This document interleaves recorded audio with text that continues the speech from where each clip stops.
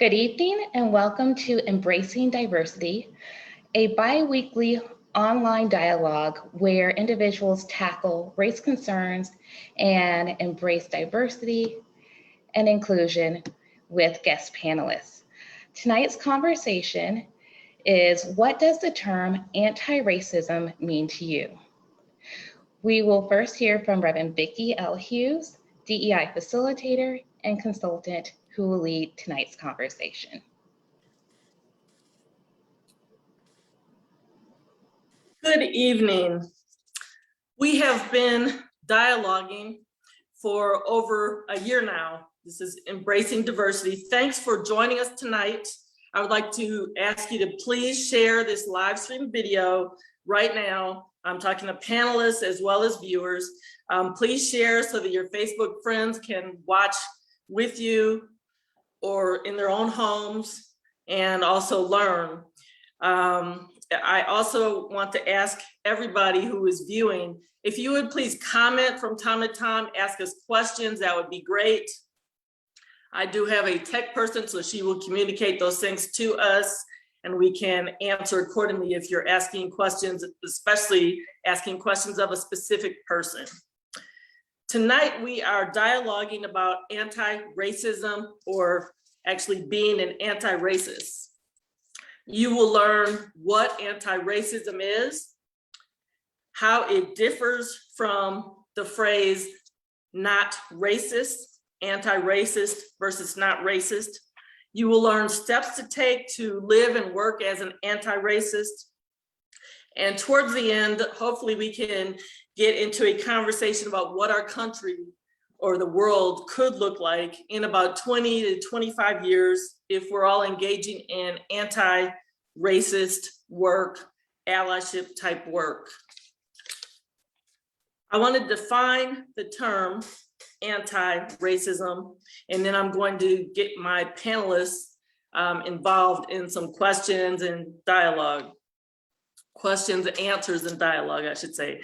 Anti-racism encompasses a range of ideas and political actions which are meant to counter racial prejudice, systemic racism, and the oppression of specific racial groups. It is usually structured around conscious efforts and deliberate actions intended to provide equal chances for all people on individual and systemic levels.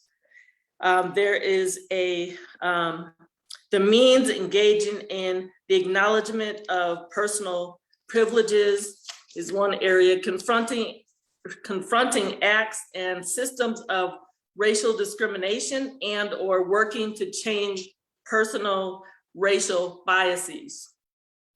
So I want to throw out a question. And my first question is, what does anti-racism or being an anti-racist mean to you? What does that look like to you in our society today? And what would anti-racists be involved in and or doing? I want to ask Kathy if she would respond to that first. Actually, it's not just one question, 3 different questions, but just what does it anti-racism mean to you? What does it look like to you?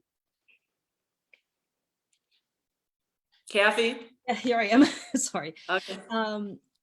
Well, to me, it's like treating people like we should just be treating people and treating them well and being open to other ideas and considerate of where people are coming from, and whether, that just is, being a human.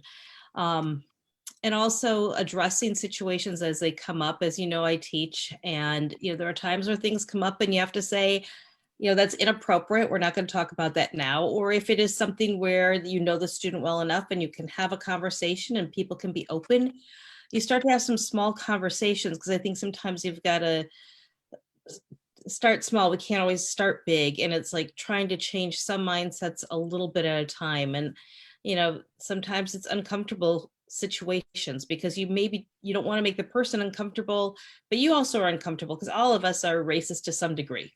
And trying to get past that and understand where somebody's coming from, I think, is one of the biggest things to do. And then also at times you need to stand up and say things when it's really inappropriate. And that to me is what I try to do. I'm not always sometimes it's a weird situation because you are in a minority sometimes, or with some of my students I currently work with, they're very, they're very redneck. And so it is a challenge because no matter what you say, it can be a real challenge. But I feel like if I can just kind of chip away a little bit at a time, that's what I'm going to do and continue to work with them. Okay, thank you, Kathy. And just for the audience to know this, and for panelists who are new tonight, who have never been on, Kathy and I actually grew up together in a suburb of Milwaukee, Wisconsin. So she's from the Midwest. Okay, so thank you, Kathy. Any, who else wants to answer that? Those 3 questions? So this is John Eaves, and I'm calling in from Atlanta, Georgia, and I spent 11 years as a chairman of Fulton County government, so 11 years of public service. Martin Luther King often talked about love is an action verb. And so it's not a state of being, but it's a state of doing. And I think of anti-racism is the state of doing something. It's not a feeling, I'm not racist. It's a feeling of doing something to address racism in our society. And Atlanta, Georgia is considered by many to be sort of the city that's too busy to hate, the birthplace of the civil rights movement, a place that certainly has incredible diverse leadership, but it's also one of the most segregated cities in the country. And it's surprising how few white people go into the traditional Black communities of our city. And to me, how can you claim to be anti-racist or not racist and you don't even want to go to certain parts of the city of Atlanta? And so I just think that we need to be intentional. We need to come outside of our comfort zone, challenge the systematic structures that are sort of the cultivating factors of racism in our society, be willing to speak up in your own circles when discrimination, prejudice ideas are shared, but more importantly, be willing to go outside of your own circle and be with others. I'm a Black person, I'm a Jewish person, I have mixed ancestry. I feel very powerful where I can go any space I want to and feel comfortable. But there's some people who don't feel comfortable coming into the Black space. So I think being anti-racism is really something that's an action verb. Thank you, John. And also thank you for sharing your ethnic background also. Sure. Rich, do you have anything to say? What do you think about anti-racism? What is it to you? Oh, goodness, Vicki, you know that I've always got something to say. Thank you so much for inviting me. I'm Rich Whitney. I'm a Roman Catholic priest, and I've been ordained for just shy of 8 weeks. So I'm a very new priest at this point. I mean, when I think of anti-racism, I think of all of us as children of God. That's my first point. We're all brothers and sisters adopted through the sacrifice of Jesus Christ. Now, I was born in Boston. I was never raised there. My father was in the military, so we moved around a lot. I got to see a lot of different societies, a lot of different places. And, you know, in Boston, everything is very divided and nobody talks about it. It's just the way it is. And if anybody starts poking anything, then all kinds of ruckus kicks up and everything bad happens. So the fact of just sitting back and accepting, even if you're not being anti another group yourself, isn't helping. So as John said, you know, love is an action verb. And I'm reminded of Pope Francis. He wrote recently a treatise called Fratelli Tutti, Brothers and Sisters All. And he uses the Good Samaritan story as the basis. And what he's arguing in this encyclical is we need to sit down and seriously think about who I am, what I'm doing, how much I'm using, and how am I sharing, and making sure that I am sharing everything I have with all of my brothers and sisters, not just the ones right next door to me, but the ones across town, the ones in those areas that I might not want to be in, and across the world. So that's where I'm coming from. Okay, thank you, Rich.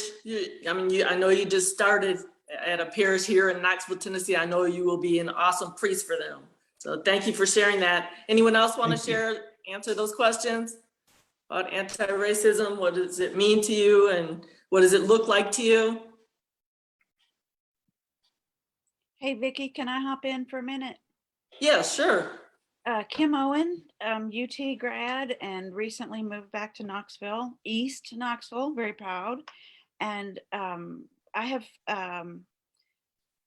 have come to see that understanding that racism is wrong and understanding that I must be anti-racist isn't enough. We are not, even though we perhaps as Christians or teachers or parents, even though we know every person has equal worth and needs equal respect and dignity and choices, it's not how our communities function. It's not how our country functions.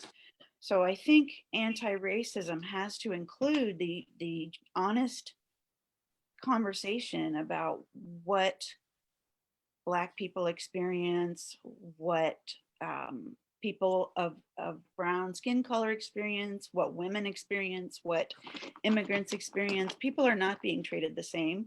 Even though we're all worth the same, we have to be honest about what the disparities are and work on those. That's my target at this time. And thank you for letting me speak. And thank you all for your wisdom. Thank you, Kim. Okay. Pam? Can I answer that too? Let's see. It looks like Valerie. Yes, ma'am. Okay. Yeah. Valerie, and Pam, you can go next. Oh, I'm sorry. No, go ahead, Valerie. You're calling on Pam. All right. Yeah, when I look at anti-racism, I think of it beyond us as individuals. Yeah, I look at racism as a structural thing, pretty much like John Eaves indicated. There are many systems in place that perpetuate racism that keeps, I guess, Black people and people of color at different levels of our society. It's interesting. Growing up, we used to read about India and their caste system, but I'm beginning to look at the United States as having a caste system too, based on race. And we need to address those systems in government as well as in corporate, as well as in our communities. Wholesale systems. And if we don't break barriers down at the system level, I don't think it matters what you and I think personally. We could love each other all day, Black or white, but if we don't break those systems down that keep us in a matrix, so to speak, I don't think we're going to do much to get rid of racism. And there needs to be accountability and all of that. And okay. Oh, I'm sorry. That's it. No, that's it. Okay. Thank you. Thank you, Valerie. I have a lot of my Spelman sisters and Morehouse brothers on here with me tonight. So let's see. Pam. Thank you, Vicki. I believe what Kim said when she introduced herself, pretty much that's what I see what anti-racism is the awareness of where those differences are. And as John mentioned, action. It's several steps of being aware that there are differences and acting on those that make differences, as Valerie said, of those systems that if we don't have those 3 or more steps in place, then we're just creating activities that really make no change. They just become transactions that don't do anything. So to first say that I want to be an anti-racist is to say I am aware of those changes. Is that truth is almost the hardest part for some people, is to say, I know that there are some things that are not right. There's some systems, there's some structures that are wrong. What is my role in my role or my influence to help change those things? And how can we create a new system? That to me is one of the ultimate anti-racists that I want to collaborate with and be with, is because they understand that struggle, and that we're not trying to take any power from anyone. We're not trying to take away from anyone. We're just trying to make things equitable and inclusive. So that's how I feel about it. Mhm. Okay, thank you, Pam. And Pam is a librarian in Charlotte, North Carolina. So, okay, and I think everyone has spoken other than Vernon. So Vernon, here's your chance. Hey, good evening, everyone. Vernon Comer, Morehouse grad and Stone Mountain native. Basically, I'm going to echo sort of what everyone said. In particular, what Valerie mentioned about racism being systemic, and the word I like to add is structural as well. One of the things that's going on with me now, I'm actually co-teaching a social justice class in my Sunday school, in my adult Sunday school. So we've sort of been wrestling with concepts and ideas since the end of June. And one of the things in terms of anti-racism, I've actually picked up Robin DiAngelo's book, White Fragility. And one of the things that she starts with as a premise is that racism is real. Racism is not an aberration. It's not just vestiges, but racism is locked into the American dream, or whatever you want to call it. And she sort of starts based on that premise. I guess that's what is anti-racism and what does it mean to you? What does it look like to me is people like Jane Elliott, who's been in the fight since Dr. King got assassinated, and Tim Wise doing the work of educating and tearing down stereotypes and addressing racism and isms. So that's sort of kind of my statement on that. Okay. Okay, thank you, Vernon. I want to go back to Kathy. Kathy will only be with us till about 9 Eastern Standard Time, 8 Central Standard Time. So I wanted to just get your thoughts on something. So, I wanted to kind of shift the conversation to talking about the term anti-racism, and then looking at the term not racist. So I'm going to talk about a situation that we all heard about. I cannot remember exactly when this happened last year, but a Caucasian woman named Amy Cooper was in Central Park. Let me read a little bit of it. Okay, so one day she was in the park, in Central Park with her dog. She used her position as a white woman to summon police, and the potential for police violence actually was, really a threat at the time. She was complaining about a man named Christian Cooper, and he actually is an editor. He has a professional job, and he is a birder, which means, he was watching birds. He was in the park enjoying his life, enjoying nature. He asked Amy Cooper politely to put her dog on a leash. And then she says to him, I'm going to tell them there's an African American man threatening my life.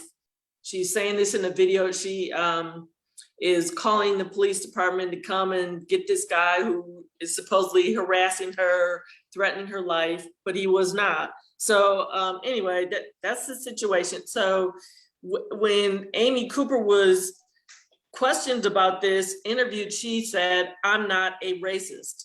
What do you think about that, Kathy? That whole situation? Well, I felt like she was very racist when I saw that. I was like shocked. Really? I couldn't believe somebody would just even do that. That really took me aback. When I look at it, I feel like sometimes it's just a term. So it's maybe passe. It's something where you can just say that so that people don't think something of you. And it's not an action. It's more of just trying to get out of something, and particularly in her case, trying to make herself look like she wasn't something that she actually was.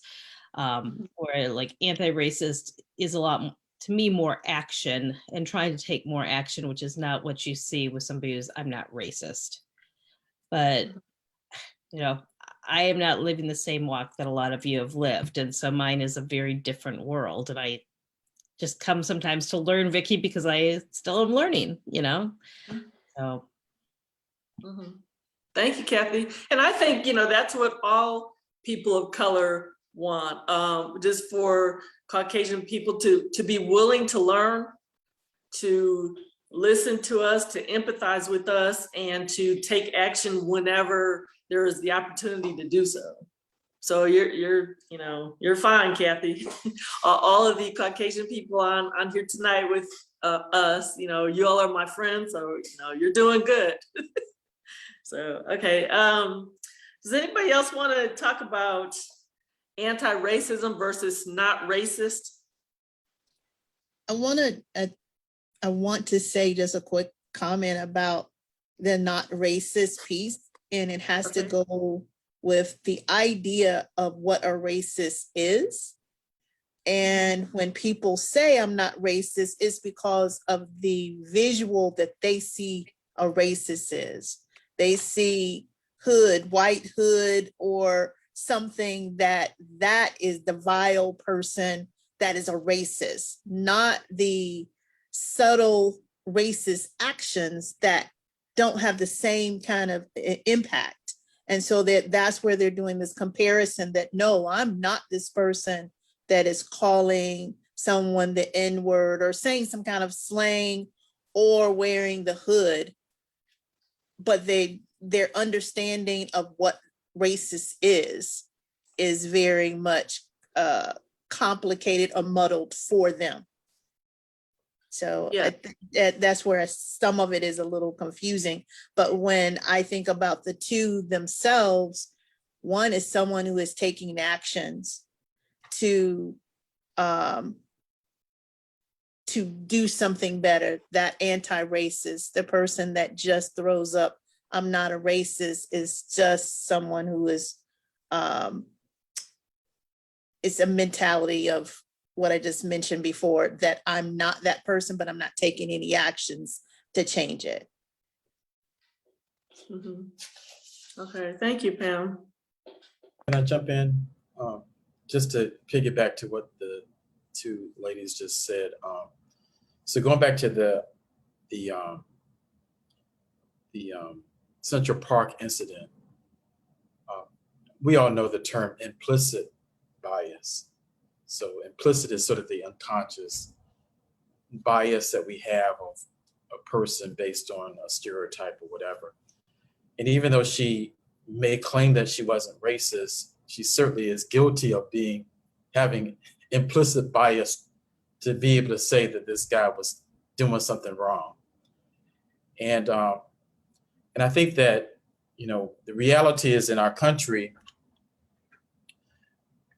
this is just a general statement, but darker skinned people are perceived by lighter skinned people, white people, to maybe there's sort of this implicit bias that they may be more involved in criminal activity or whatever the negative things are that may be associated with it's implicit.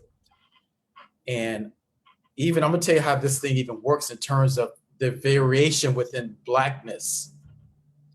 Vernon, I've known Vernon for over 40 years. We go back to playing football at Morehouse College. He's a handsome, dark-skinned brother. I happen to be a light-skinned, not so handsome guy. But I'm quite sure that his navigating a racial world is a little bit more difficult than mine has been. I'm Black, but I'm also a lighter skinned Black person. And there probably have been some situations in my life where I have not met as much of a stereotype because I'm maybe perceived as not quite as Black, or people may not have necessarily been quite sure.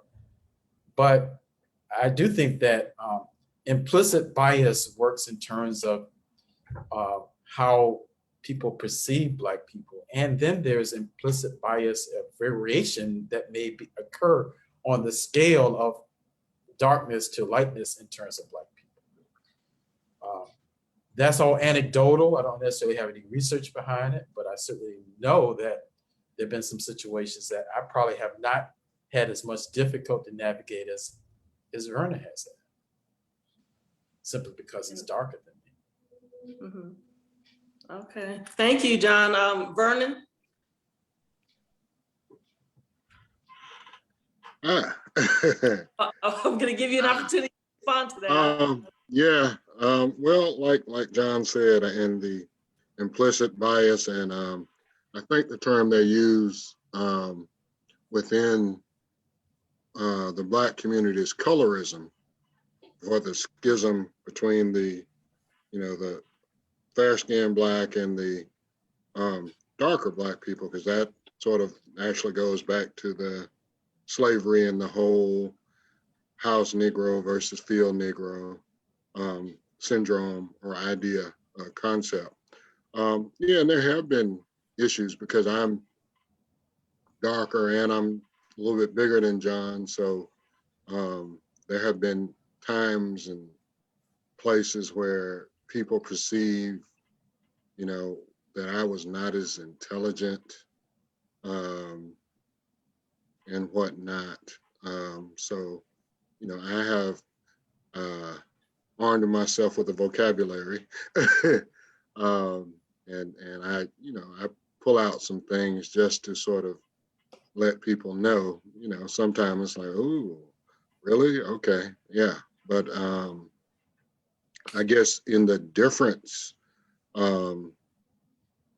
sort of what was said already, it's not racist like what happened in Central Park versus anti-racist action versus not racist. It's sort of kind of, you're not doing anything to fight racism when you hear it. I mean, I've worked in corporate America for 30 or so years, give or take, and I guess I've encountered both people who were allies and vehemently anti-racist versus folks who are not racist, but they sort of, how do they say, silence is consent when they saw something being done wrong or some activity. Unfortunately, I had to go to EEO, a few times in my career, just to attempt to get some fairness and equity with another similarly situated colleague of mine who was white, who did not have my experience nor my education. But yeah, the difference, it is what it is between anti-racist and not racist. Okay, thank you, Vernon. I was going to mention a couple things. I'm sorry, Rich, did you have something to say? I would, you can go ahead. I was just wondering if you'd mind if I jump in before I lose my train of thought again. Oh, go ahead. You can go right now. Thank you. Listening to this, especially your talk, John and Vernon, has I mean, obviously, as a middle-aged white guy, my experience of racism is minimal at best. So I am out of my depth and just trying to get along as best as I can and understand and help where I can. But I'm struck by my experience with, I was an addictions counselor before I became a priest, and I wasn't just in the business, I was an addict for about 20 years. And it's interesting to see the people that I knew before addiction. Like, I was raised in my family, that picture of an addict is somebody's an alcoholic is like the people who live on the street, under the bridge, and such like that. Well, I became one, and it's amazing how quickly my parents' attitude changed. And all of a sudden, because somebody they knew and loved, somebody who had a face, became this thing that they weren't trying to shun alcoholics beforehand. They just weren't doing anything to help, really. But because they thought that all alcoholics were hopeless and helpless. And they weren't alone. A lot of people felt like that. But somebody they knew, somebody they loved, that changed everything. And so that's probably the closest analogy I've got to understanding your experience. And please hit me upside the head if I'm completely out of line here. I appreciate that.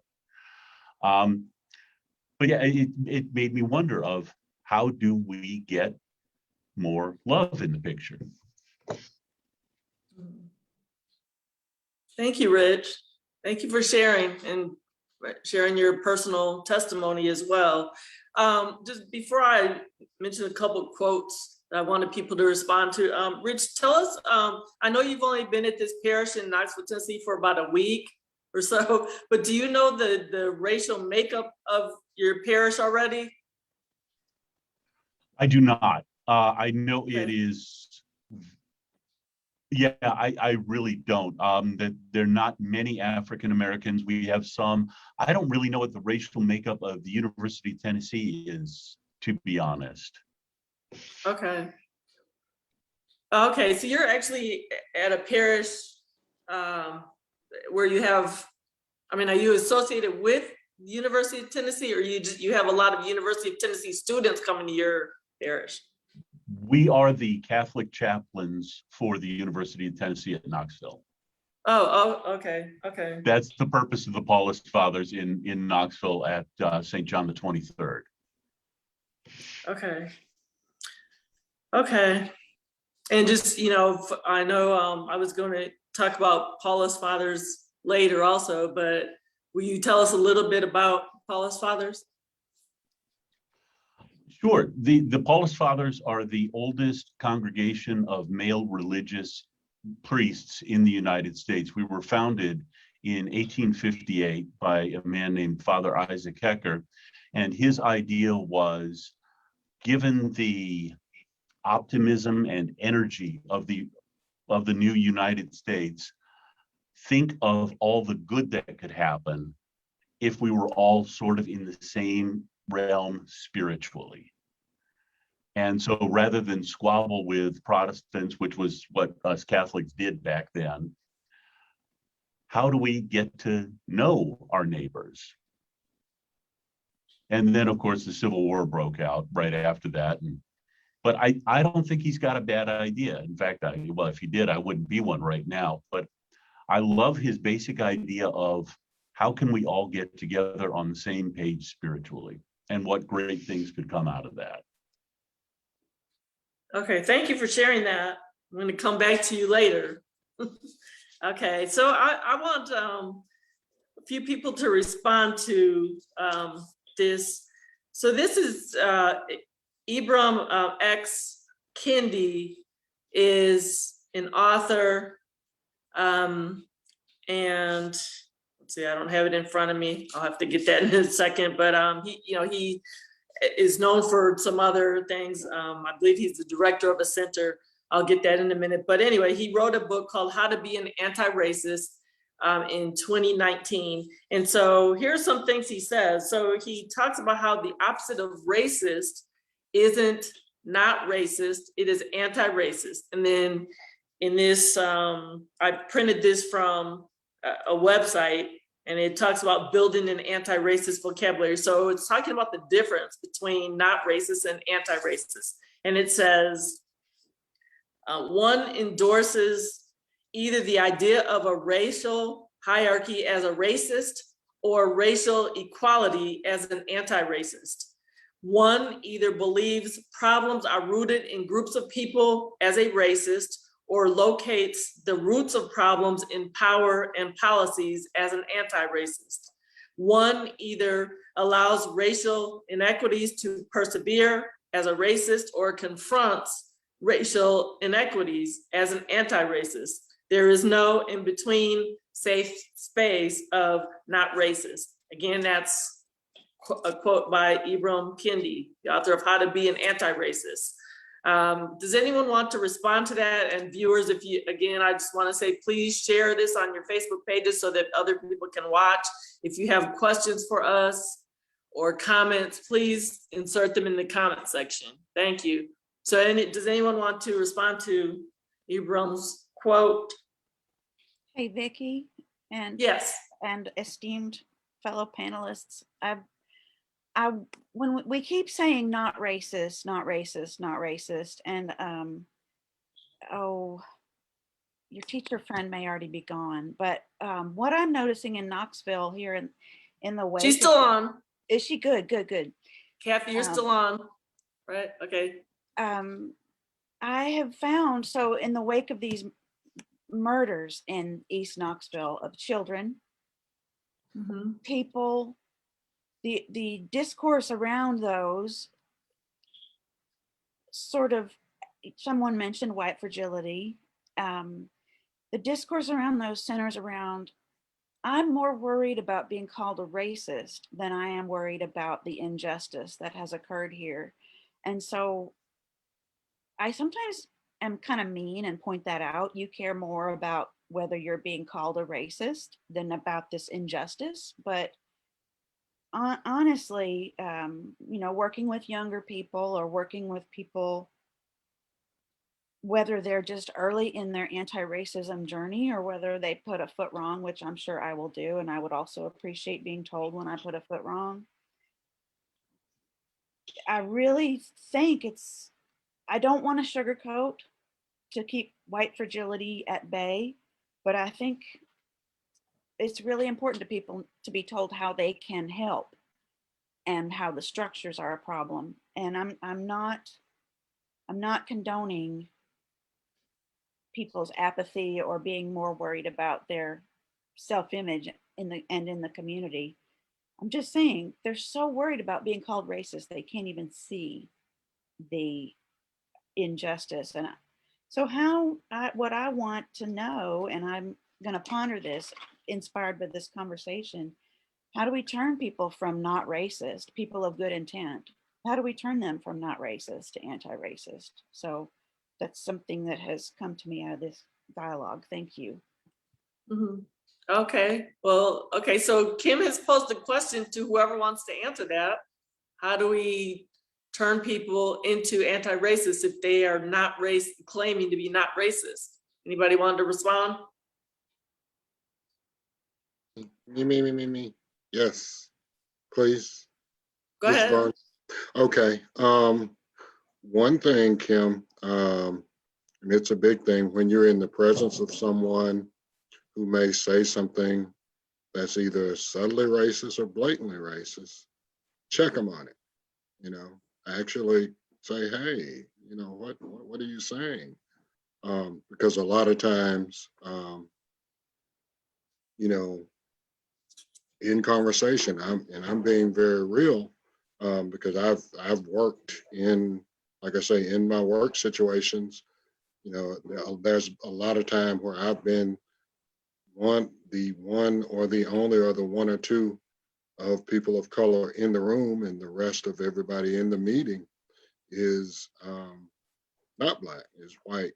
And then when I get up and leave, There may be some snickering or, things like that that happen in meetings. But, I think the biggest thing, besides being, committed in your heart and your mind, to being anti-racist is actually checking those people who make those remarks, who say those off-color things, who tell those off-color jokes, whenever you hear them, because otherwise they'll think, that you're tacitly approving and accepting, and that you feel the same way, and especially when you get the ones that want to, pat you on your back and, hey, wasn't that funny, and all that kind of stuff. Okay, thank you, Vernon. Anybody else? Uh-oh. Let's see, looks like might have lost Kim. Uh-oh. I agree with Vernon in that you have to be able to stand up. That person who is who recognizes some racist tendencies or implicit tendencies that share or spread that same type of message. Here in Charlotte, there was a concern about this book with a group of women called Moms of Liberty. And they had a problem with the how to be an anti-racist because they felt like the book was going to further discriminate against them in some kind of way. And so they wanted to meet at the school board because the book was shared at one of the at the school. They actually had they come to present at one of the schools I'm not for sure when he came, but they wanted to bring that up, that because as we go more into the critical race theory and people are upset with that, they are taking that message and spreading that he is a person that was going to help further divide people by talking about how to be anti-racist. And as the other person mentioned, what do I do with that? What does a white person do when they see this? These are examples of someone standing up and saying something that how do you explain to them that this is not a discrimination thing? It's a teaching method. It is a exposure. It's a learning. Because we're trying to change behaviors and thoughts about where something may have gone off, where they may have had because our brain is formed to think certain things from birth. We get all these different messages that make us think this, but it has been misguided. How do you correct that misguided understanding of what these messages mean, what anti-racists mean, what to say when you're saying, I'm not a racist? As I mentioned earlier, there's a misguided understanding or knowledge of what racism is.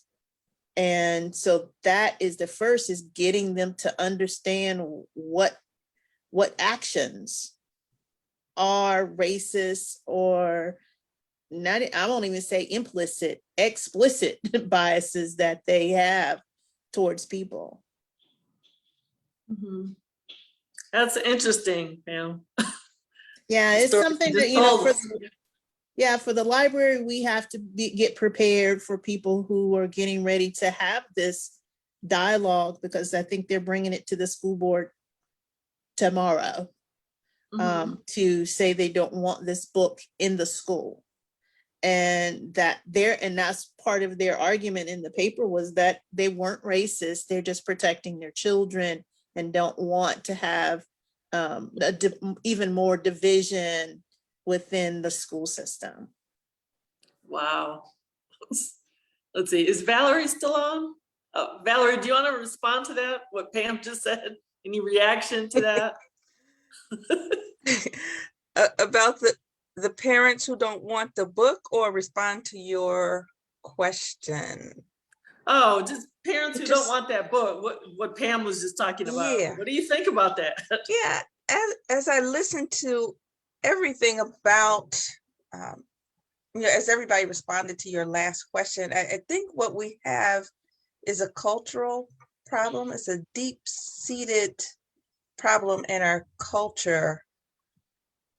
And until you address the cultural issues and the issues of fear, the issues of privilege and potential loss, by changing the status quo, we're really not going to make a difference. I think that people want to hold on to the way things are because, I mean, the system benefits people who are, the people who are benefiting from the system obviously don't want to change. There's a fear of the unknown. What happens if this system goes away and all of a sudden everybody is on a level playing field? What happens? When it comes to that book, or people wanting to not address the issue because they don't want to have those hard conversations, they don't want to have conflict. If you don't address, if you don't confront things that are wrong, they're going to continue. And digging, putting your head in the sand is not necessarily going to help. I think in order for this to change, it's going to take champions on both sides of the issue. People who are well respected by people of color, people who are well respected by white people, to actually begin to convince others that it's okay. I look at the Black Lives Matter movement and how that is funded by billionaires. Let's be clear. There's money behind the movement. It's a worldwide movement, and they're beginning to actually make some changes in the way they think, but they're also causing some serious discomfort, right? Because they're disrupting the status quo. I think in order for us to create a society in which there is anti-racism, where there's some real sustainable action, is going to take people in philanthropy to actually put some money behind it. It's going to take the activist people to actually get boots on the ground. It's going to take people who are really good at messaging to kind of deprogram our thinking.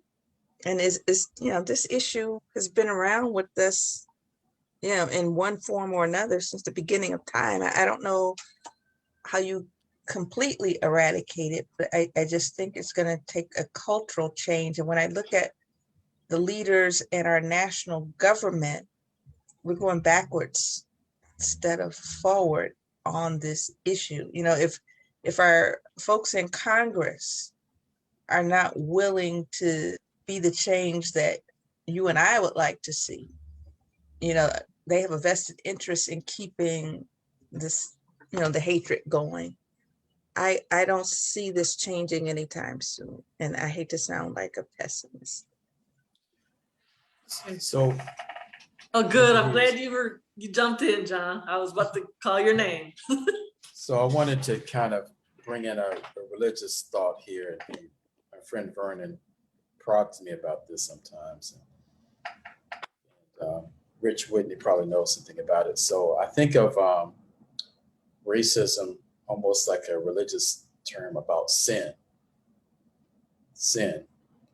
And within religious circles, particularly within Judaism, when you commit a sin, there's a process of seeking forgiveness and repenting for the sin.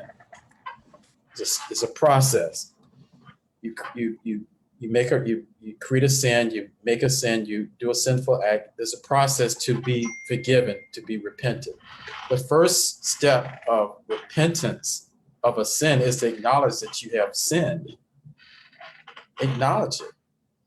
And to me, in order for you to go from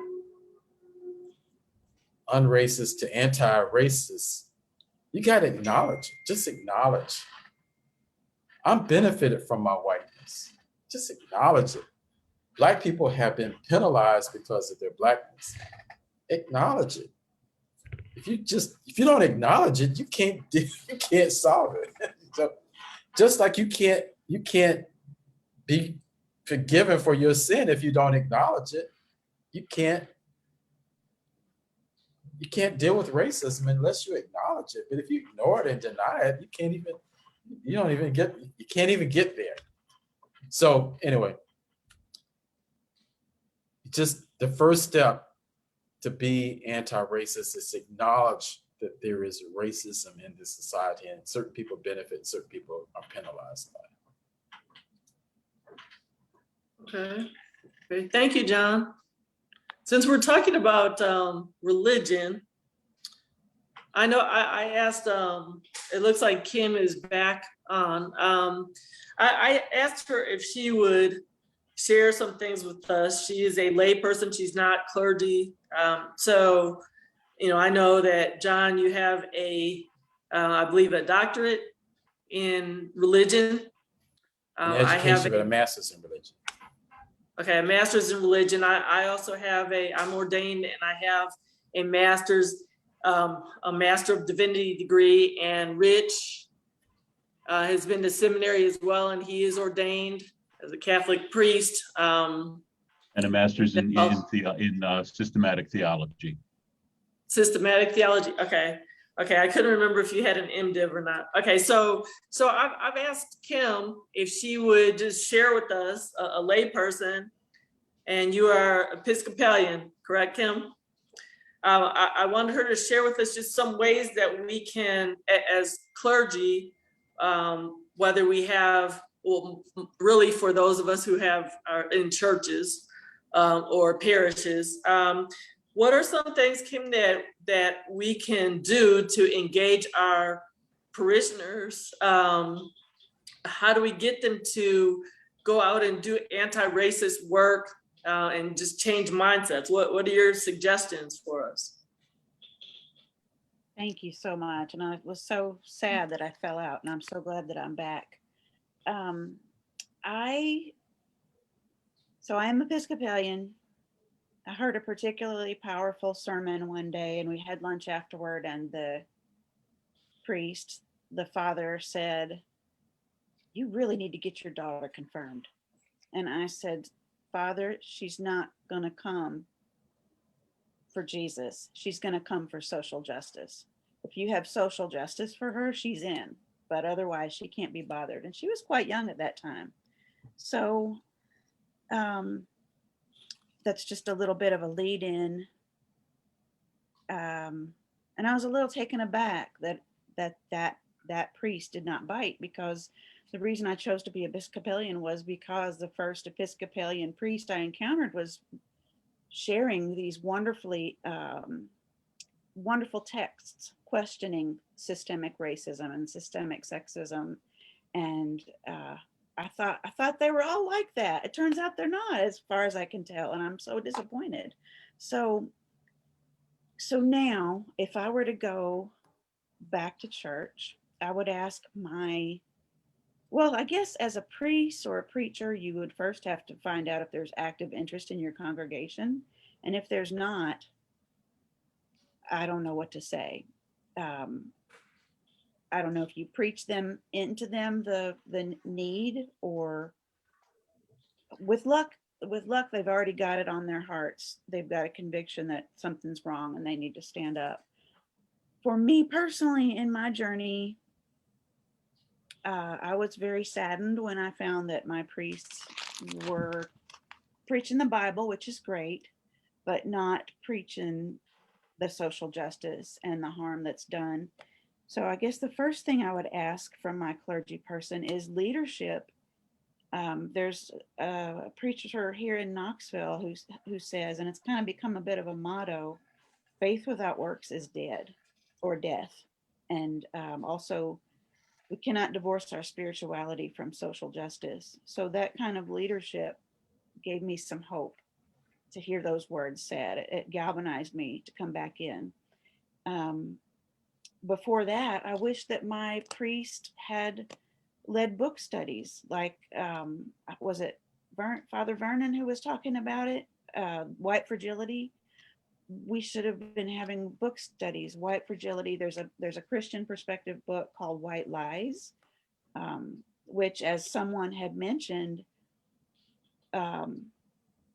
racism is in there with Satan, and it's evil. It's an evil, and we have to acknowledge it as Christians. It's evil, and we have to confront it. We can't turn a blind eye.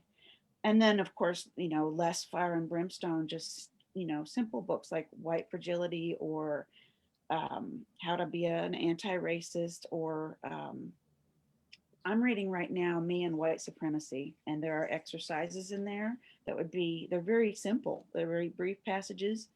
And then the Caucasian is asked to reflect upon their own biases.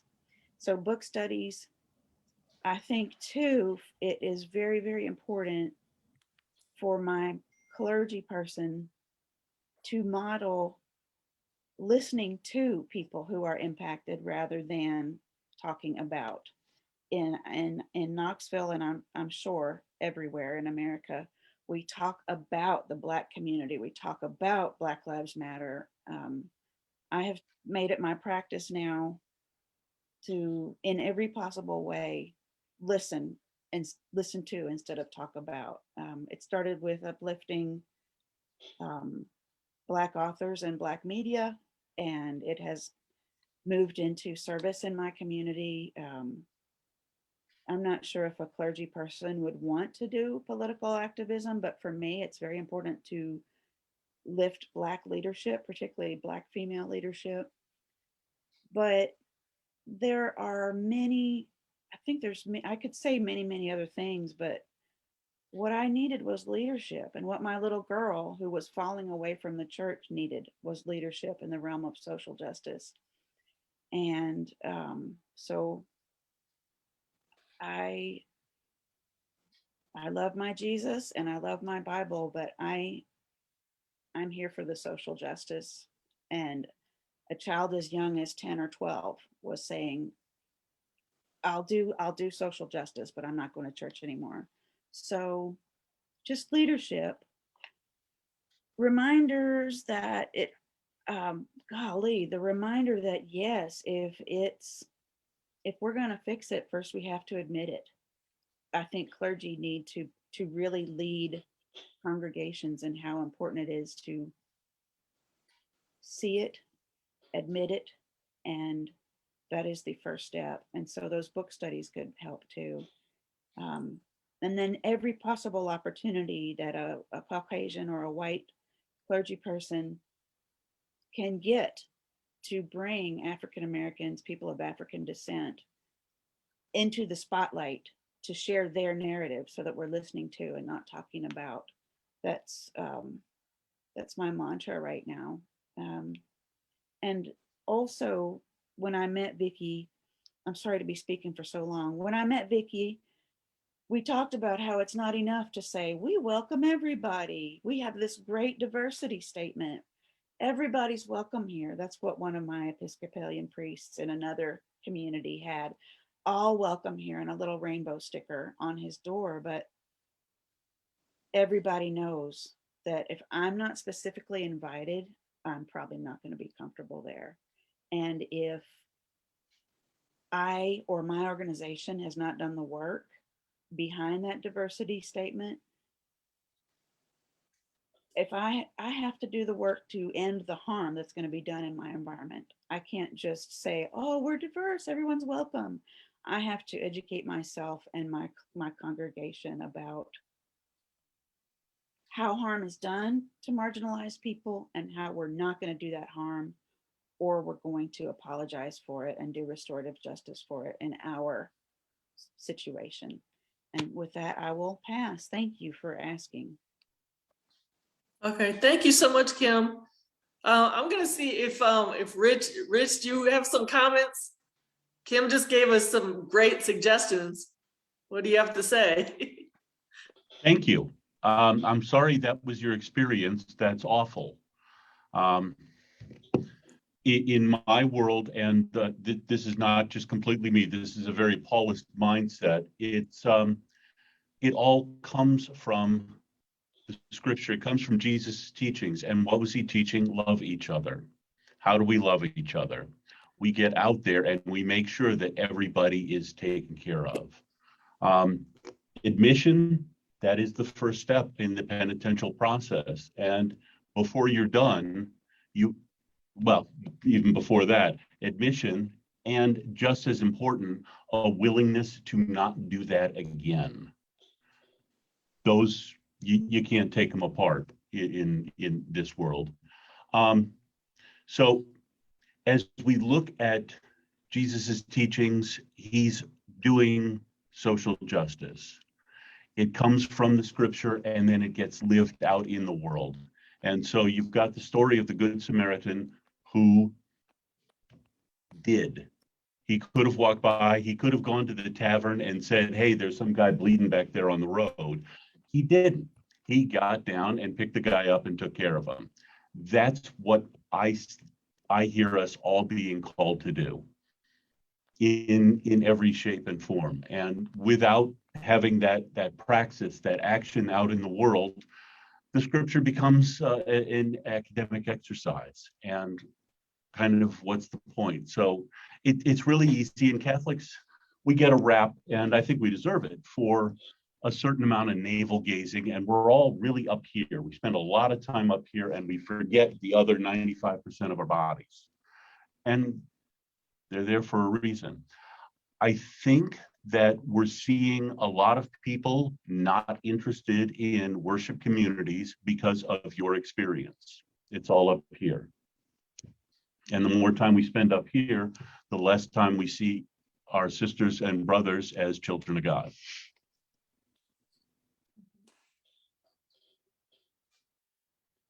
Okay, does anybody? Yeah, Go ahead. Vicki, as I was listening to Kim, I was thinking about a church here in Chicago, which really models what Kim was talking about. There's an old St. Pat's Catholic church here in Chicago, very affluent church. They've got, millionaires in that church, mostly white.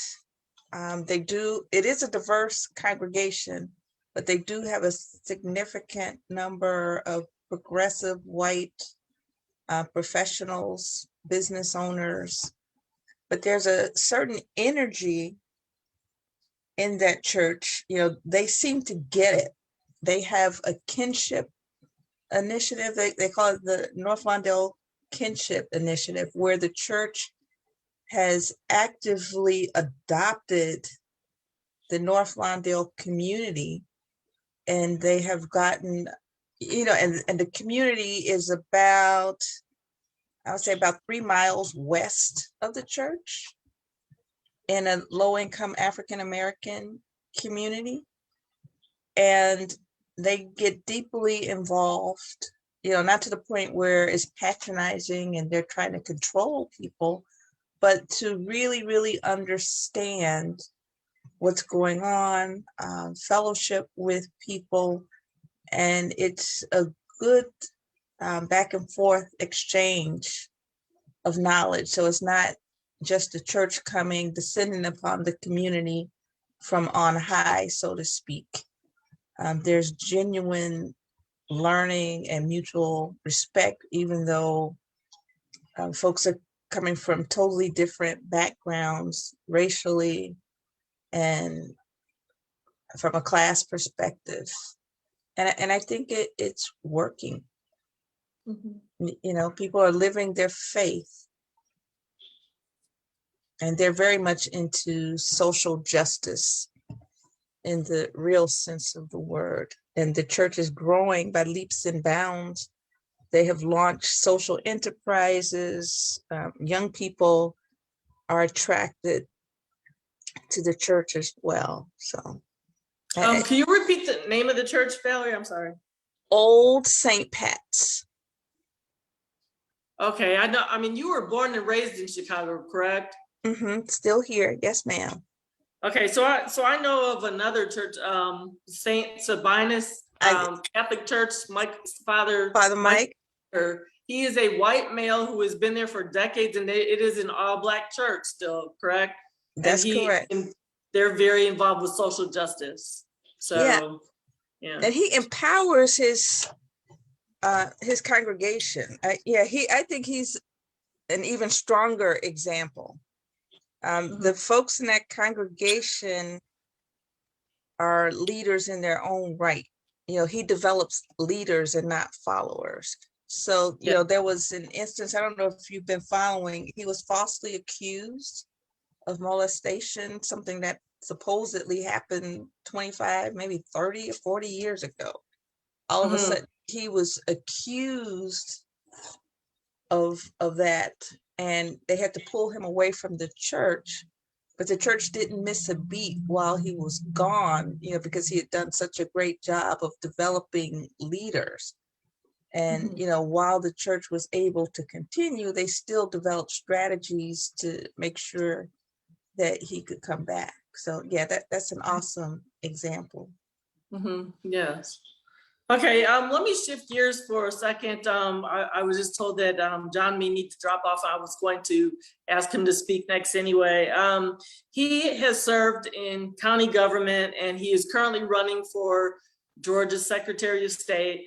And so John, I wanted to ask you if you could give some advice to Caucasian individuals, in Georgia and just anywhere, Caucasian individuals who might want to be anti-racist, be active anti-racist, progressive allies for people of color. How can they get involved in government? We've talked about schools and churches, so let's talk about government now. What is some advice you have? You're muted. Yeah, thank you for that question, Vicki. So I've dealt with social justice issues as an individual, as an educator, as a member of the faith community. And all of those areas are very noble. Like all of us, we do good work in each of those arenas. But in the arena of public policy, where elected officials can come together and pass a law, you have a major impact on thousands and potentially millions of people.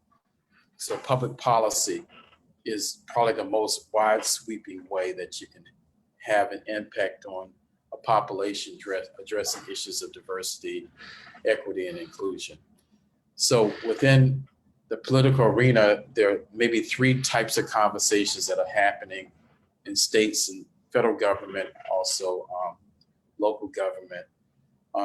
Criminal justice reform, where there's a disproportionate number of Black men who are 13% of the male population roughly, but at least 40+% of the prison population and jail population. So 3 times the percentage. And so there's a lot of criminal justice reform that's going on. So in joining yourself, even as a faith community, addressing criminal justice reform is something that's being done aggressively in a lot of places.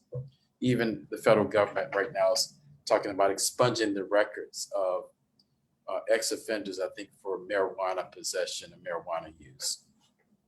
Then it's very controversial, and I think it's really been misinterpreted, but this whole concept of defunding police is not necessarily getting rid of police departments. It is really the reallocation of resources from arresting a disproportionate number of men of color to putting resources in areas to prevent and intervene before they even get to the point of even committing a crime.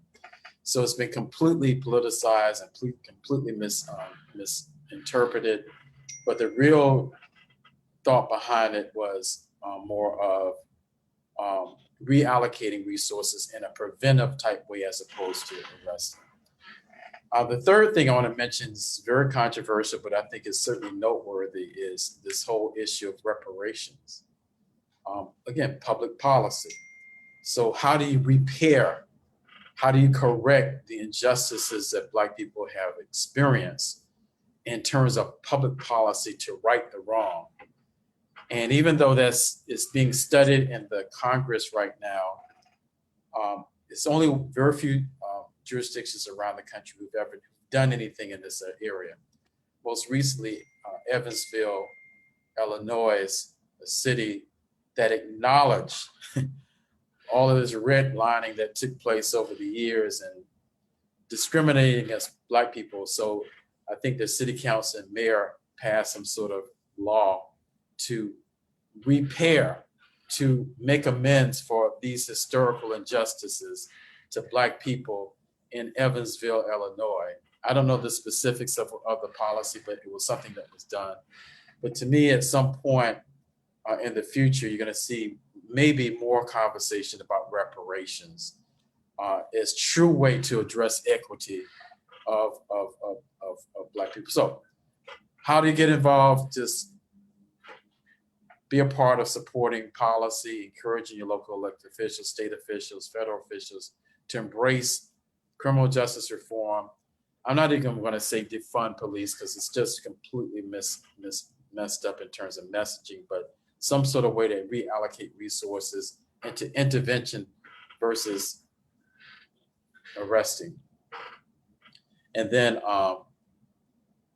this whole concept of reparations, for whatever reason or another, when groups have historically been wronged, monies and policies have been done to address those issues for that group of people, whether it's Jews or Japanese Americans or whatever. But when it comes to Black people, it doesn't apply.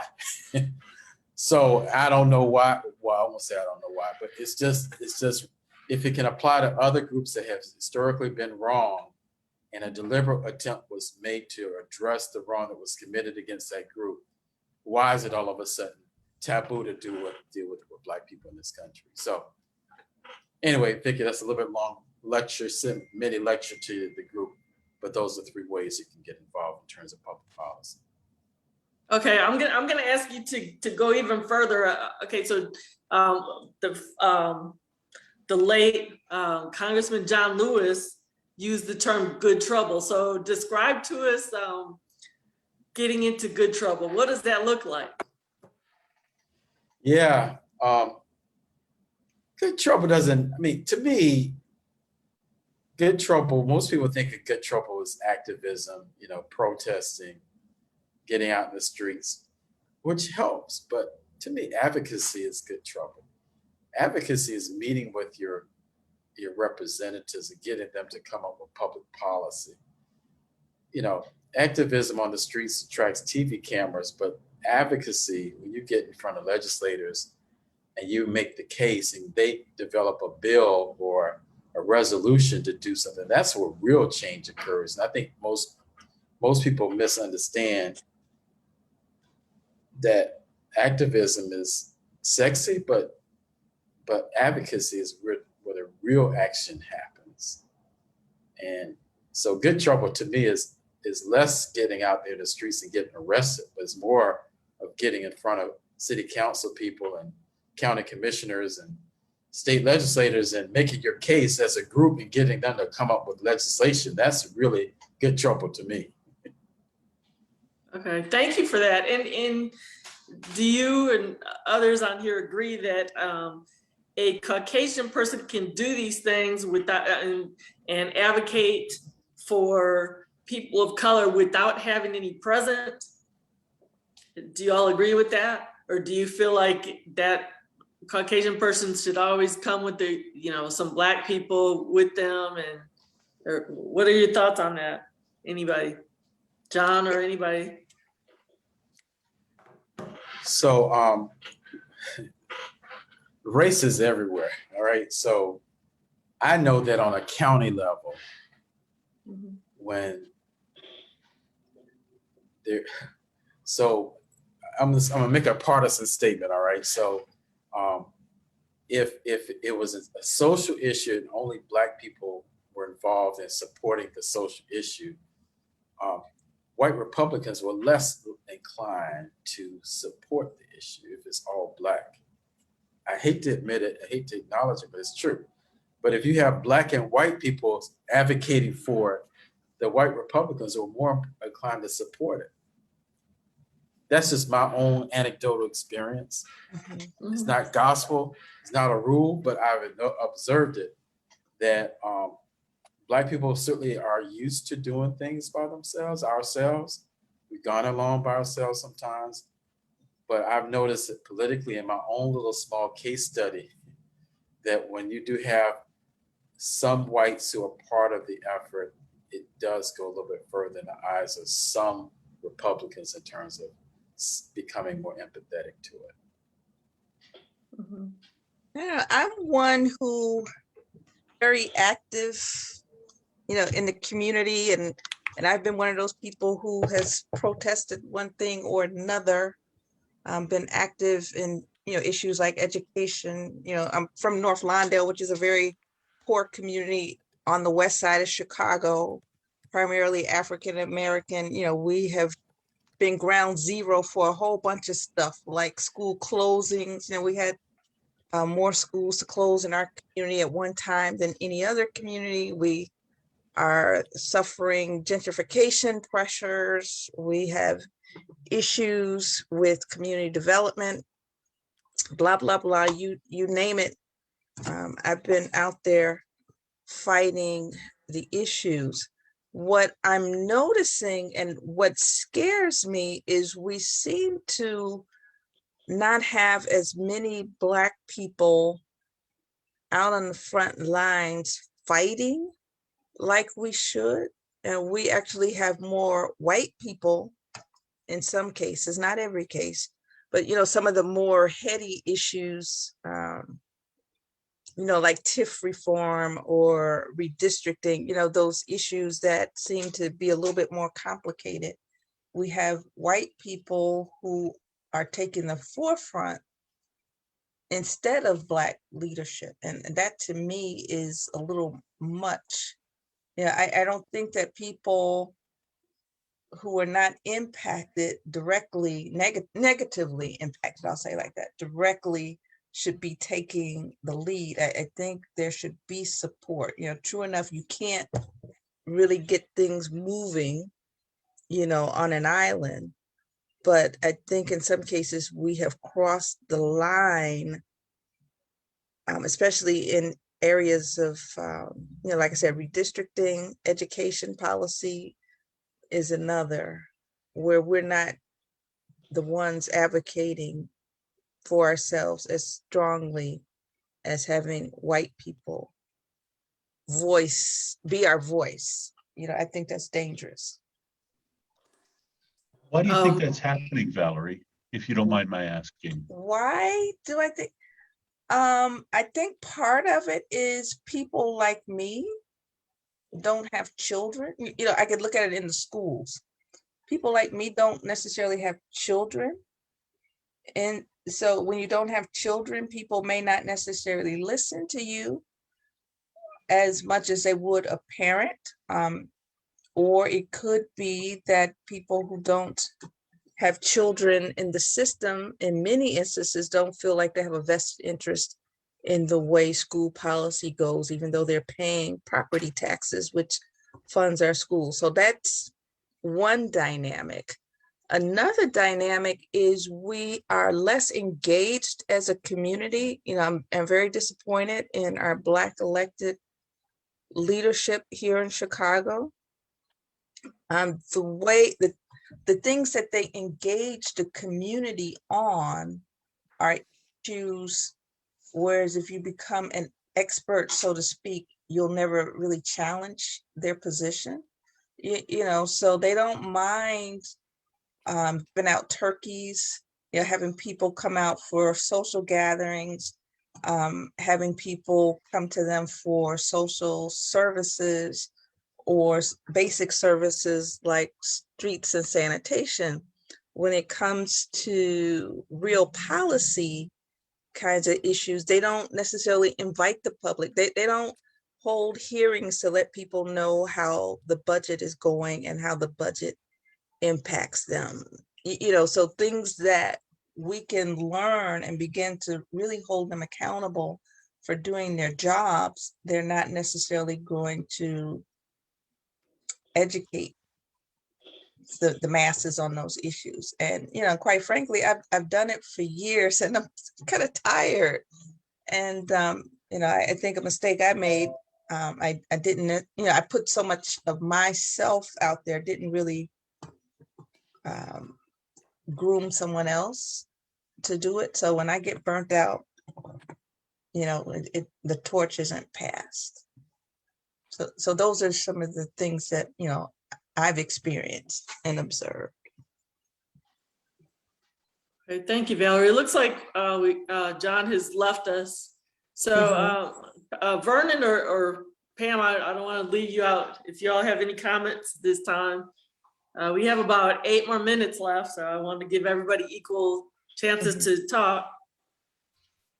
Well, Do I y'all have had any a comments? couple points that I wanted just to say, that when we're talking about how to encourage someone to be an anti-racist and we're having them to admit, they also have to look at the history and really look at history and understand where racism starts and where it's coming from, where it came from within government and policies. And for them to see how it's been in work and how it has been embedded throughout our history, and that's where people are standing up against and are having issues with, that there are things that were written so long ago that we're still faced with today. And you're like, it is because it's been embedded into things. And if they don't understand the history of how it got there, it's not about erasing history. We're trying to get them to understand where that, you know, the exclusion of people of color, where it initiated from. Not even just people of color, but also women, and trying to create that division and where that starts from, and that's what we're trying to remove and to make things more inclusive. And I think that's one of the biggest things that we have to get them to see and to really just look at. I don't know, my second one I've lost. I lost it. It went out my head just like that. So yeah. There's a reason they call it a constitution, right? Yes. Yes. And people have to even look at the Constitution and really think about, during that time, who were they talking about? They weren't talking about everybody. Right. They weren't talking about everybody at all. And that is something we're still trying to hold true today, that you already know that they weren't talking about all people. So why are we still, what is the problem with us now? Why can't we change some things? So. Thank you, Pam. Vernon, do you have any comments? Yeah, just a couple of brief comments. As far as what John said, activism versus advocacy, I basically want to piggyback and actually say, I think it's an and also, as opposed to an either or. You need the people in the streets to especially sometimes call attention to and get those TV cameras, so that then there's actually pressure. And going back to what Valerie said, you know, a lot of times politicians they're sort of kind of lackadaisical, and they figure people are going to come out and vote for them. So when there is pressure from the community, when activists are calling you out, then there tends to be a little bit more attention, and you can get a meeting with your alderman or council person. You know, otherwise they just sort of poo-poo you off. Oh, they're just making noise and blowing smoke, blah, blah, blah, all of that. So I think it's an and also, as opposed to an either or. And I'm gonna talk to John about that too, because we have very interesting discussions. And also, another one of the books that I've sort of recently gotten and looking at, it's called "We Do This Till We Free Us." It's by Miriam Kaba. She's an activist Oh, I know Mary. out of New York, and she's a firebrand. Well, originally out of New York, but she's a firebrand, and she's definitely advocating for, people being abolitionists. And what she speaks to in her book, a lot of is actually abolishing some of the systems that are structurally racist and structurally inequitable. And a lot of times we want to reform systems, but there are systems that just need to be redone. They need to be started over. I mean, if we look at the history of policing and what police did, how they began in slavery, they were the, as they call them, the patty rollers in the dialect, but the patrollers, they were going after slaves that had run away, and actually sometimes even snatching free men. And that became an institution. And you see, I mean, anybody that doesn't see the disproportionate treatment that Black and Browns get, with policing, I really, I sell them some swampland in New York. But there are systems that I really feel need to be demolished or abolished or changed significantly to where they become, where there is justice. I mean, equity is, we don't want more. We just want equity. We want fairness and justice.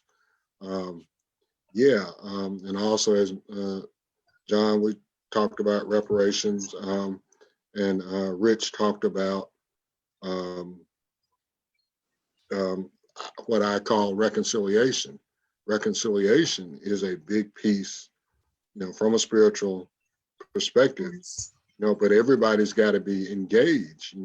Everybody who's, you got to admit it, admit the sin, admit the wrong, admit the ought, submit to God's will with that, and then commit to making it right. However that looks, whether it's reparations, whether it's free education, this, that, or the other. And that's my little say-so. It's awesome. Awesome. Thank you, Vernon. Thank you, Pam. Thank you, Vernon. Rich or Kim, either one of y'all or both. Any comments? I'm gonna Kind of winding down. We have a few more minutes. I'm just going to say briefly, one of the things that galvanized me because like as a Caucasian, I know something's wrong, but I don't know the facts and I don't know where to start. Another thing I saw it in my local, actually in my local Reformed Jewish temple. I saw the 13th. They had that movie, the 13th, which is about how Black people are denied their constitutional right to a fair trial. Most of them are forced to plead, and so they wind up in jail without getting their right to a fair trial. And they plead and they're innocent, because it's their only option because they're poor. So I think that there are and there's a documentary about Flint. I think that another thing that a church can do is host these movies. And it was so interesting to me that it was not, it's all good, but my Christian church was not doing that. My local Jewish temple was doing that. So movies and discussions. 13. Yes. Yes. Rich? Yeah, it's thank you. It's funny you mentioned that, Kim, because that's on my list this year. Yeah, I mean, I don't have y'all's experience. I just don't. I know that something's wrong. I don't know exactly what it is. I don't feel it. It's not happening to me, but I know that it's wrong. So I can't fix it, but I'm willing to help in any way I can.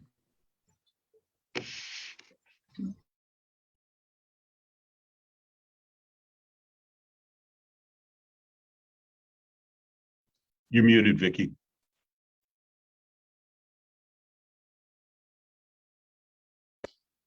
I'm sorry. I was just saying, Rich, you know, you're in a great position right now. You just got to this church a week ago.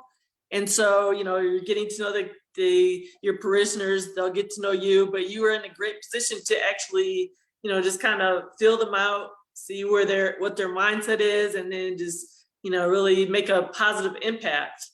So I'm actually really lucky, you know, because my parishioners really aren't here yet. School hasn't started and not going to start for another couple of weeks. So I have actually that luxury of coming in and starting to find out where things are and see what the local culture's like, and, you know, all good things. So yeah, I'm really blessed in this. yes, and also, you know, because you're at I keep forgetting, so you're at the school, so you know, you have the younger generations, and you know, so they may have been exposed to certain negative things dealing with racism as they were growing up, but then they're still at the age where you can, you know, their mindsets can change if they just hear the right things and are taught to do the right things. Like God I said, willing. you're in a great position. So, okay, thank you. Okay, let's see, who else, does anybody else have any closing comments?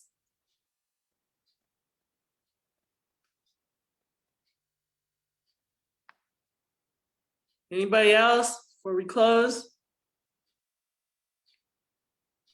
Just want to say thank you so much for the opportunity to share and listen to different perspectives. Yes, thank you very much. And thank you to Crystal. This ran really smoothly. I've been on a couple of these that just don't. So thank you, Crystal. Yes. Okay, we, you know, Crystal Speed is my event specialist, tech person, and she's been with us since since some of y'all are new on here tonight, and for viewers, if you've never watched before, this is actually our second year doing these dialogues. We started in June of 2020, so Crystal has been behind the scenes doing tech, just making sure everything runs smoothly on Zoom and Facebook Live since June. So thank you, Crystal. And I want to thank all panelists, including those who have had to leave early. You all have been awesome. And so I thank you for taking the time to be on tonight. And this will be saved on, the video will be saved on the Embracing Diversity Facebook business page, and we can share it to our own pages. If you haven't already, please do so. A lot of what we do is to just really dialogue about different topics.